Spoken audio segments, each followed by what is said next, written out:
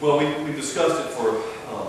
I'll tell you, so we started discussing it November 17th, 2009. That's when we started the real discussion that this is something our city needs. We also discussed a public market downtown. We also discussed a number of things. So, you know, if you don't like the fact that nothing occurs, it's your politician's fault. I'll stop there. I'm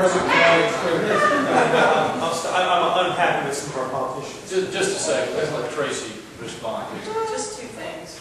One is, I don't disagree with you whether you're trying to do what you're trying to do or trying to do projects that we try to do. There's a lot of dysfunction in the regulatory community. I was a regulator for 8 years, and not in this state, in other states, but I don't disagree with you one bit. There's so much work that we can be doing to tie things together.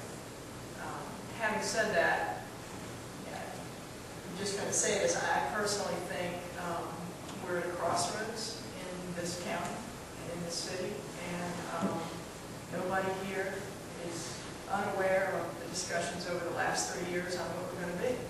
Are we going to be a tourism-based economy with high quality of life tied to our natural resources? Are we going to be Georgetown, South Carolina? Are we going to be a community that is always sort of skirting with air quality issues, shellfish closures, swimming advisories in Wrightsville Beach last week, in Caroline Beach and Curry Beach?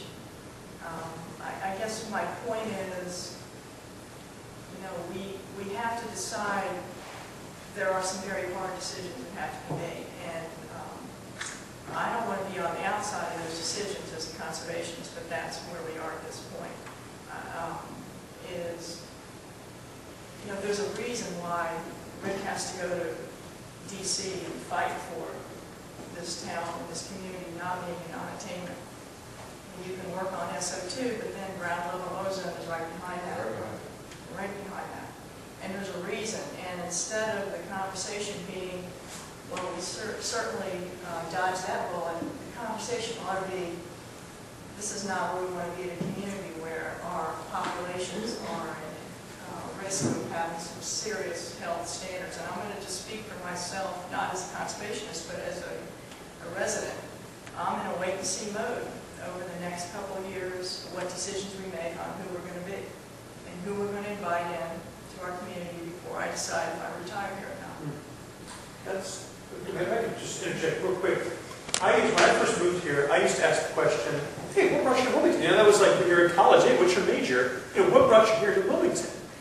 And my question is different now. What's going to keep Tracy Skrabal staying here? That is what I'm more concerned with than I am with what got you here. How do I keep the people I want here? Sorry. Sure. Well, and it really speaks, Tracy's point really speaks to getting in front of this thing, getting out ahead of this thing. So, you know, instead of sort of chasing knocks and socks and sort of chasing these industries from other countries that may or may not stay here, may outsource like in the 60s the railroad did and then left this place a big mess. So getting out in front of it, and someone on the panel, I think it might have been Rick, said, you know, it's been the last 100 years. So for thousands of years, you know, urban development and industry, as it were, in that age was functioning fine and functioning somewhat in a symbiotic relationship with the environment. But in the last 100, you know, there have been real specific choices that have been made in industry in the first industrial revolution that got us to where we are now. And we're absolutely at a crossroads.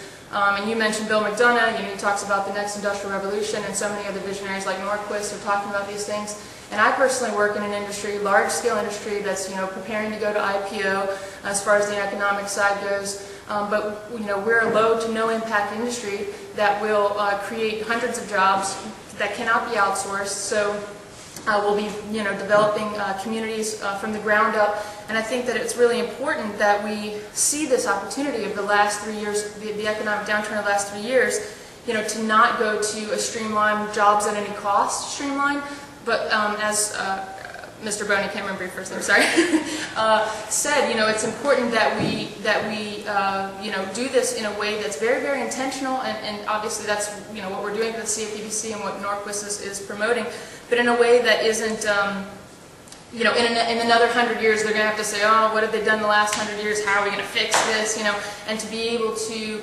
intentionally develop in a way this extraordinary community. Because I always say, you know, I grew up in a river town, I grew up in a college town in Baton Rouge and New Orleans, and you know, we vacationed in Florida. And I said, if you smash Pensacola and Baton Rouge together and reduce the size, you know, by a zero, you get Wilmington. And there's no other place in this country that can say that. And so, you know, and that's why I live here. I mean, my business is based in Pennsylvania. We're developing in Georgia, in Texas, and so many places. And I've tried for a long time to develop here in North Carolina. And, you know, for a lot of different reasons, it's taken a while. But, you know, I'm very determined to bring this business to North Carolina because it speaks to bioremediation. It speaks to carbon sequestration. It speaks to what Mr. Catlin said about these industries that are existing. You know, you know, low-tech, high pollution industries that are existing. You know, costing millions of dollars for them to sequester their NOx and SOx. Well, our industry, my business, can do that at a low cost, can create a new revenue stream to where there's no waste. All waste becomes offtake. All waste becomes economic development. All waste is taken care of so that Tracy's needs and Mr. King's needs are both met. And you know, and that's what we need to encourage. I mean, you know, and I haven't, you know, talked to the WID in a long time, and a lot of the people here locally, you know, I haven't talked to in terms of, you know, what the next steps are to do that. And I think that, you know, we touched on it. I mean, the money's just not flowing. But there are people out there that have a ton of money and want to do the right thing with it. So I think it's just about connecting the dots, which I think the CFEDC has done a great job at doing.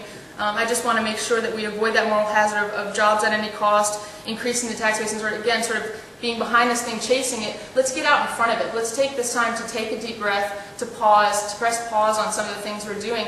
And you brought up the example of Verizon. Well, that's a clean tech industry. That's exactly what we want. We want clean tech industry, you know, high-paying, high-wage jobs that are actually going to increase our tax base, not smoke and mirrors that are say they're going to, but actually do, and actually bring in the kind of consciousness that I think Elise pointed out about, you know, wanting bike lanes and wanting better schools and wanting, you know, all these things. So it's a matter of connecting these dots and, again, getting out in front of it and doing these 100-year life cycle assessments. I mean, you know, Dave, you build buildings, right? How many buildings are built now that are even going to be here in 100 years? You know, and so I work with the International Living Building Institute, and we do 100-year life cycle assessments, and these are no-impact buildings. They're completely self-sustaining, both through energy and water, because water is the next oil. We will fight wars over water, and so, again, if we can use these sort of visionary techniques and do it from the ground up and the top down. So because Tracy talked about social capital, so it has to come from the top, it has to be from the policymakers, because that's why is China #1 in renewable energy, because there's no Congress, there's nobody, you know, fighting back and forth where nothing can get done. It's just a small group of people saying this is what's going to happen, and then it happens. So it has to be, you know, incremental change, like Buddy said, all of us on a community level, but it also has to come from the top. Both things have to happen, and it has to happen now. You know, climate change is no longer in dispute. Everyone understands it's real. Are you saying that, and this is a question going back to what Mr. Catlin said, is it, I certainly agree, it's not the role of government to create jobs for people, it's the role to get out of the way and let the industry come and create those jobs. But so are you saying that it's the role of government to establish a long-range plan? I think it's absolutely. I think exactly. Planning, regulatory issues, like I said, need to be resolved and streamlined in the sense that. Can we hear from the panel? Absolutely. Sorry, I didn't mean to ramble on, but. That's exactly right. Where I picked up two showers was that vision. That vision is what's lacking. That you know, in our office for a long time, we were saying that we create great plans so that they can decorate our shelves. But that's not what plans are supposed to be for. You know, they're supposed to be used, they're supposed to be referred to, they're supposed to be followed.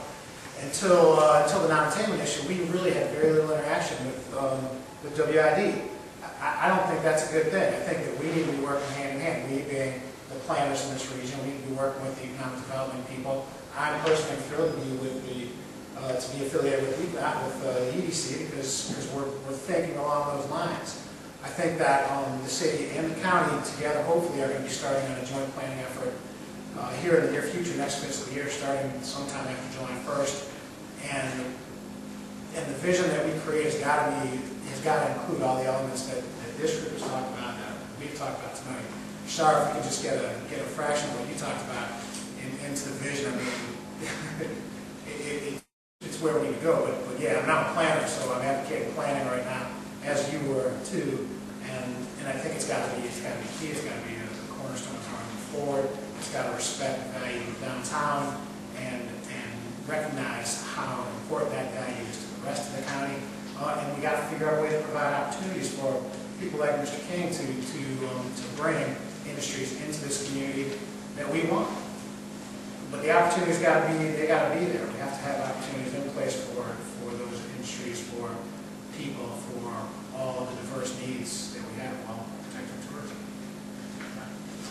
Well, Chris, in response to what you just said, I'm glad to hear that you and the city will be working jointly after July. Pardon? We hope. We hope. But I'm excited about that because I feel like as a planner and landscape architect working in both the county and Wilmington, we have what is called a long-range land use plan, which was a better model for what was done earlier.